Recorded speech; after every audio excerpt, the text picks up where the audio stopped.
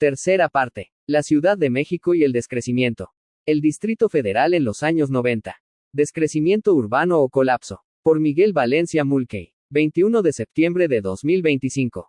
A finales de los años 80, el viejo sistema político mexicano priista enfrentaba ya una gran inconformidad de los vecinos del DF, con la designación presidencial de sus gobiernos locales, regente del DF y delegados de las demarcaciones, con su mala gestión de las nuevas calamidades ambientales, como la contaminación del aire y el pésimo manejo de la atención a las víctimas del gran sismo del 19 de septiembre de 1985. Las frecuentes crisis económicas de los años 80 empobrecían mucho a los trabajadores del DF y crecía la inseguridad. Sin embargo, hacia el final de la década las organizaciones sociales ahora se movilizaban con fuerza y creatividad. En 1988 entra Manuel Camacho Solís como nuevo regente del DF, mostrando alguna voluntad de propiciar la democratización del DF e introducir ciertas medidas ambientalistas en su gobierno, para enfrentar la escandalosa contaminación del aire del Valle de México. Además, en este mismo año se eligen a los integrantes de la primera Asamblea de Representantes del DF, prometidos un año antes.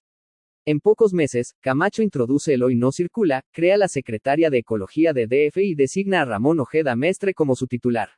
La primera asamblea se muestra muy abierta a escuchar las demandas de las organizaciones ecologistas y democratizadoras.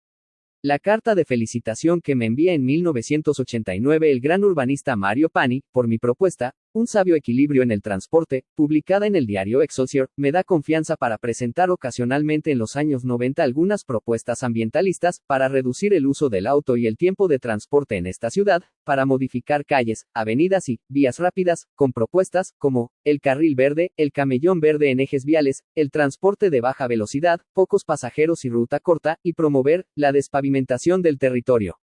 En 1990, después de 4 meses de reuniones semanales, más de 20 grupos ecologistas y de la sociedad civil suscriben el gran consenso Revivir el Anáhuac para el bien del país y salvar a nuestra ciudad. Contiene propuestas diversas para enfrentar los predicamentos del DF y el Valle de México, sobre el agua, el transporte, bosques y áreas verdes, los residuos y la basura. Responde a la pregunta ¿qué quieren los ecologistas del DF? Del asambleísta René Torres Bejarano. Este gran consenso fue una iniciativa de la Comisión del Valle de México del Pacto de Grupos Ecologistas, al igual que la Declaratoria Ciudad de México, zona de desastre ecológico de categoría mundial, una de las 10 zonas del mundo con mayor deterioro ecológico. Se trata de un documento que se discutió meses después, con fundamento en la información científica aportada por investigadores mexicanos en Alemania. Estos mismos grupos la suscriben durante un foro en la Asamblea del DF. A causa de la escandalosa contaminación del aire de la zona metropolitana de la Ciudad de México, Salinas de Gortari establece en 1990 el Programa Integral contra la Contaminación Atmosférica en el Valle de México, PICCA, y decreta en 1991 el cierre de la vieja refinería de Pemex en Azcapotzalco.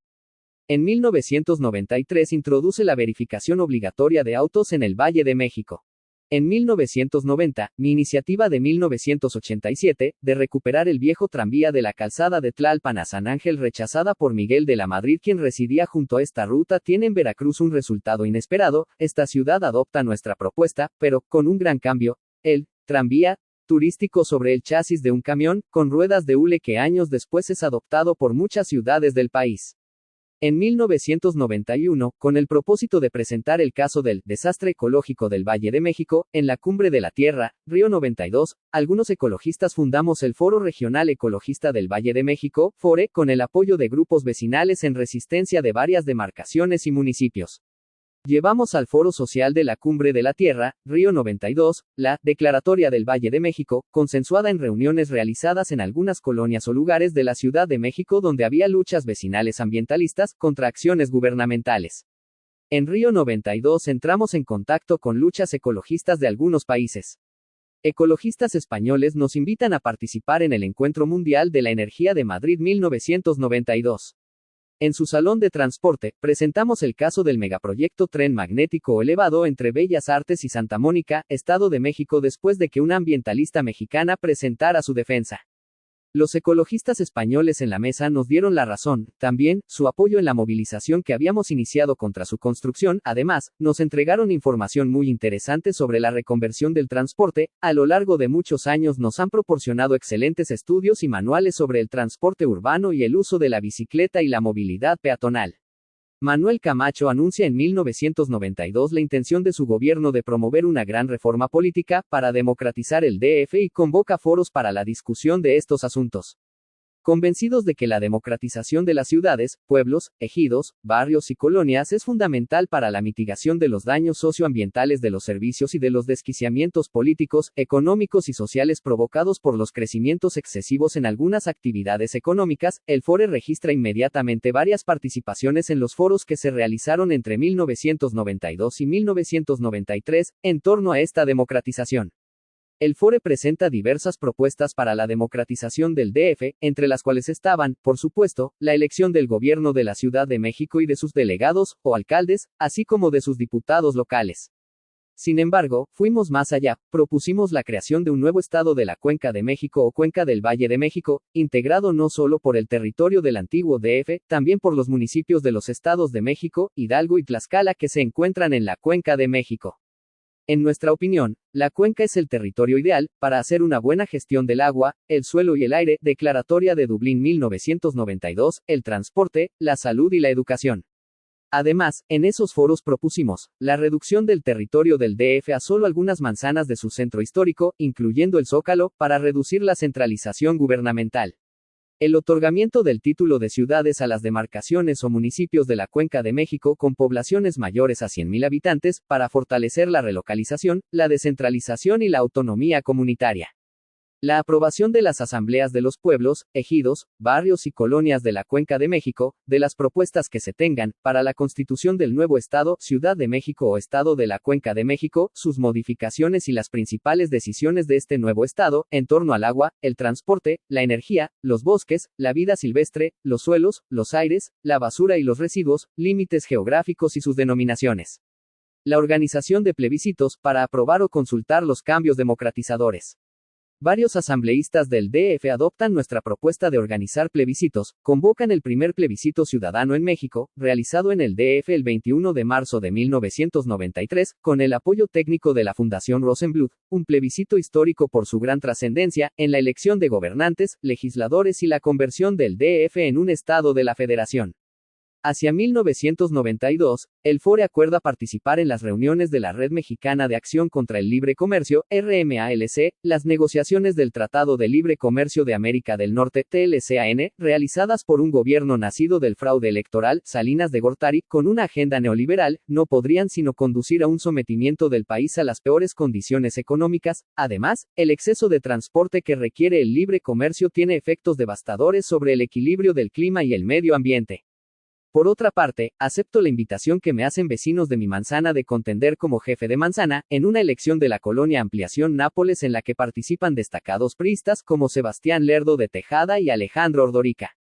Después de resultar electo, entro en fuerte choque con un gran equipo del PRI. 2 años después, Lerdo de Tejada consigue expulsarme de la Asociación de Residentes de esta colonia por denunciar a una priista, Laura Elena Errejón. Con la participación de vecinos inconformes de unas 50 colonias de las demarcaciones Miguel Hidalgo y Cuauhtémoc y de los municipios de Naucalpan y Tlanepantla, el apoyo de la recién creada Unión Vecinal Independiente, UVI, con grupos de lucha vecinal de varias demarcaciones del DF y el FORE, a principios de 1994 logramos la cancelación del megaproyecto de tren elevado de Bellas Artes a Santa Mónica, Estado de México. La UVI y el FORE apoyaron también las luchas ecologistas contra otros megaproyectos, como el Proyecto Alameda, la línea barrio del metro de la colonia Santa María la Ribera a Ciudad Azteca, el Club de Golf Santa Cecilia en Xochimilco, la Carretera de la Venta, Coajimalpa Colegio Militar en Tlalpan, el conjunto urbanístico del WTC, en la colonia Nápoles, el Estadio Cruz Azul en la Ciudad Deportiva de la Magdalena Mixhuca y la cuarta etapa del Sistema Cutzamala. Además, en 1994, con el apoyo de Amigos del Parque España y el Parque México, la UVI convoca la primera reunión La Ciudad que Queremos. Por otra parte, con el apoyo de estos amigos, en 1994 el FORE empieza las celebraciones del Día de la Tierra, 22 de abril, las que continuaron en 1996 y hasta fin del siglo en los baños de Moctezuma del Bosque de Chapultepec. Además, plantea la necesidad de defender el arraigo de los vecinos de los pueblos, barrios y colonias y los cultivos de alimentos en las zonas urbanas. Propone una nueva forma de organización vecinal por calles, para los asuntos básicos. La lucha contra la línea barrio del metro de Santa María la Ribera a Ciudad Azteca me permitió profundizar el debate sobre el metro como supuesta gran solución al transporte urbano del DF. Ante cerca de 1000 vecinos reunidos en la Alameda del Kiosco Morisco de esta vieja colonia, el urbanista Jorge Legorreta del Colegio de México defendió los alegatos gubernamentales sobre las ventajas del metro: no contamina el aire, reduce los tiempos del transporte, es muy económico, transporta diariamente a bajo costo a millones de personas. Ante estos mismos vecinos, presenté mis objeciones sobre el funcionamiento del metro. El consumo de electricidad del metro requería un gran consumo de carbón para generar esta electricidad. El metro induce cada día la expulsión de los vecinos más pobres de los barrios y colonias de sus zonas centrales a las colonias de la periferia de la ciudad, induce cada mes el continuo aumento en el tiempo y las distancias recorridas diariamente por sus usuarios. Este aumento en los tiempos y las distancias tiene un excesivo costo humano, económico, ambiental, climático y político. Por sus efectos erosivos sobre el uso del suelo, en mi opinión el metro ha resultado ser calamitoso social y ambientalmente. En su mayoría, los vecinos de esa colonia aceptan mi tesis. No obstante, en 1997 Legorreta se volvió delegado de la Cuauhtémoc y la línea se construyó en los años siguientes, pero, en esta colonia no se construyó una entrada a esta línea del metro. Ecatepec se convirtió en unos años en el municipio más poblado de México. El colapso económico creado por el error de diciembre de 1994, por la entrada de Zedillo a la presidencia de la República, provocó la quiebra de decenas de miles de pequeñas y medianas empresas y de muchísimas personas de todo el país, con préstamos bancarios. Se desató una gran pobreza y miseria, una gran inseguridad y una fuerte migración hacia muchos destinos fuera del DF y del país. En el país, miles de pequeños y medianos empresarios se suicidaron. Con el apoyo de grupos vecinales en resistencia, el Fore organizó en los años 90 más de 10 foros regionales ecologistas del Valle de México en diversas colonias o parques, tales como el Bosque Nativitas de Xochimilco, el Desierto de los Leones, la colonia Lomas del Chamizal, la Ciudad Deportiva de la Magdalena Mixhuca, Santa María de la Ribera, Tecamachalco, Tepatlasco, Colonia Nápoles, y uno fuera del Valle de México, en Chapa de Mota, Estado de México, con el nombre, El Campo que Queremos. Hacia 1995, Mario Molina, Premio Nobel de Química, empieza a intervenir en los asuntos de la contaminación del aire del Valle de México, cuya fama mundial empieza a perjudicar a las grandes armadoras de autos. Sentencia que la gasolina que se consumía en México era la gran responsable de la contaminación del aire, demanda se contrate un préstamo de $5,000 millones con el Banco Mundial, para mejorar la gasolina que producía Pemex. Pocos años después, demanda otro préstamo por $10,000 millones para la misma causa. Empieza a promover el convertidor catalítico. Ignora el papel del auto particular en la emergencia de esta calamidad. Me inconformé con sus diagnósticos ambientalistas. Con la información que nos proporciona el libro Water is a Commons, de nuestro amigo Gene Robert, H.I.C. 1994, el 5 de junio de 1995, Día Mundial del Medio Ambiente, presentamos ante la PROFPA, la denuncia popular de la construcción de la cuarta etapa del sistema Cutzamala. Desde ese año, nos ha parecido una gran aberración bombear agua al DF desde lugares a una distancia promedio de unos 350 kilómetros y elevarla a unos 500 metros en promedio, con un descomunal gigantesco costo ecológico, climático, energético, social, económico y político, mientras en el DF Ciudad de México se fuga más del 40% del agua que se inyecta en la red de distribución de agua, se promueven consumos mayores a 350 litros diarios por persona en la mitad poniente de su territorio, se le permite a los grandes consumidores de agua extraerla del subsuelo del Valle de México, con tarifas insignificantes, y se mezclan las aguas pluviales con las aguas negras y así se descargan, por medio de emisores, en los ríos, arroyos, presas y humedales de otros estados. En 1996, debido a nuestra gran simpatía por el levantamiento del EZLN, varios ecologistas del DF fuimos invitados a un gran encuentro internacional del EZLN en la realidad, Chiapas, en la selva lacandona. Tuvimos el privilegio de ser elegidos coordinadores de la tercera mesa del evento La Social y de conocer de cerca esta formidable movilización por la autonomía de los pueblos originarios, inspiradora de la autonomía comunitaria, comunidades que nuestros grupos ecologistas han preconizado, para enfrentar el colapso ecológico y climático. En este mismo año, después de que la nueva consejera ciudadana priista de las colonias Nápoles y Ciudad de los Deportes y Nochebuena, consiguiera la aprobación oficial del uso del suelo comercial a las propiedades de las calles más importantes de estas colonias, vecinos de estas colonias que habíamos participado destacadamente en las elecciones de consejeros ciudadanos, logramos casi los mismos votos que los panistas, con el apoyo de vecinos integrantes de Alianza Cívica, integramos el colectivo Calpulli Nápoles, con el propósito de promover un programa parcial de desarrollo urbano de alto contenido ambientalista ecologista, que pudiera mitigar el gran despoblamiento de estas colonias y el gran impacto socioambiental de tres grandes servicios o equipamientos, la torre del WTC y el conjunto de edificios ligados, el Estadio Cruz Azul y la Plaza de Toros México, además de los predicamentos ambientales de la Cuenca de México, cambiar la ciudad desde el pueblo, el barrio o la colonia. En 1995, vecinos panistas de la Nápoles nos confirman que Vicente Fox sería en 2000 el presidente de la República. Por otra parte, en 1996 López Obrador asume la presidencia nacional del PRD y se prepara para el 2000 en el DF. En 1997 Cuauhtémoc Cárdenas gana abrumadoramente las primeras elecciones de jefe de gobierno del DF y el PRD gana 38 de los 40 distritos electorales, el PRI y el PAN quedan apabullados en esta ciudad. Por medio de algunas reuniones, acordamos darles nuestro pleno apoyo en sus campañas y gestiones. Cuauhtémoc apoya la celebración de la primera asamblea autónoma de una colonia del DF, la Asamblea de la Colonia Nápoles. En 1996 el FORE suscribe la Alliance for a Paving Moratorium, Alianza por la Moratoria de la Pavimentación, impulsada por diversos grupos de EU y el gran ecologista Jan Lundberg de Arcata, quien comparte con nosotros muchas inconformidades por los grandes subsidios al uso del auto y en general transporte motorizado.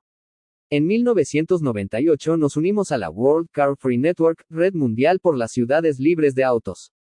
El arquitecto y asambleísta del DF, David Cervantes, consigue en 1998 la aprobación de nuestra demanda de programa parcial y meses después, Cuauhtémoc aprueba el presupuesto para la creación del programa parcial de las colonias Nápoles, Ampliación Nápoles, Ciudad de los Deportes y Nochebuena. Convocamos entonces el Foro Nápoles, para escuchar la opinión de varios destacados urbanistas, en torno a nuestras ideas para la reconversión ecológica de estas colonias. A lo largo de 1997 a 1998 redactamos los cuadernos Nápoles, como apoyo a la creación de este programa parcial. Proponíamos contener el uso del suelo mercantil tercerización, por medio de la redensificación de estas colonias, además, la separación de los drenajes, para rescatar el agua de lluvia y tratar las aguas grises. Cambios importantes en las calles y avenidas. Apoyo a la movilidad peatonal y ciclista. Limitaciones al tamaño de las edificaciones. Apoyo a los pequeños comercios y servicios. Los tecnócratas contratados por la SEDUBI echaron abajo nuestras propuestas, pero apoyaron la redensificación de estas colonias. Hacia 1998 recibimos de los ecologistas españoles sus excelentes manuales para la moderación del tráfico y el uso de la bicicleta. Entregamos muchas copias de ellos a los bicicleteros y defensores de la movilidad sustentable. En diversos foros presentamos nuestras ideas sobre el papel determinante del transporte motorizado en el desarrollo urbano del DF. Al terminar el siglo XX, las delegaciones centrales del DF, Cuauhtémoc, Benito Juárez, Miguel Hidalgo y Venustiano Carranza, habían perdido al menos la tercera parte de la población que tenían en 1970. En cambio, el DF no rebasaba los cerca de 9 millones de habitantes que ya tenía en 1980, sin embargo, casi duplicaba su pavimentación. Además, la población en el conurbado del Estado de México empezaba a superar a la población del DF. En esta última década, en el DF la inseguridad había aumentado al mismo tiempo que la miseria y la pobreza. El tiempo diario promedio dedicado al transporte de los trabajadores, en días laborables la pendularidad, ya superaba las 4 horas. La contaminación del aire se había vuelto menos visible, pero no cedía en su letalidad. El DF, por sus crecimientos excesivos, se consolidaba como una zona urbana de alto riesgo de accidentes, así como de catástrofe climática, ambiental, social, económica y política.